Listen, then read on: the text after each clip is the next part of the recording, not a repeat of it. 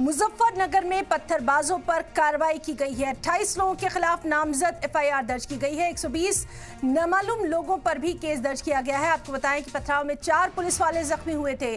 कल उपचुनाव में ये पत्थरबाजी हुई थी और उसी के बाद अब ये एक्शन जो है वो लिया गया है। तो अहम खबर, मुजफ्फरनगर में पत्थरबाजों पर कार्रवाई की गई है। 28 लोगों के खिलाफ नामजद एफआईआर दर्ज की गई है।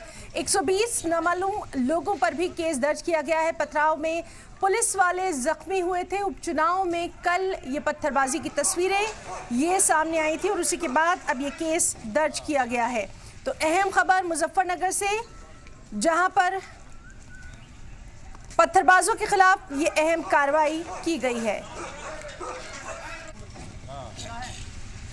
मुजफ्फरनगर में पत्थरबाजों पर यह अहम कार्रवाई की गई है। अभी तक 28 लोगों के खिलाफ नामजद एफआईआर दर्ज की गई है। साथ ही 120 नामालूम लोगों पर भी एफआईआर दर्ज की गई है। केस दर्ज हुआ है। 4 पुलिस वाले कल हुए उपचुनाव में जख्मी हुए थे।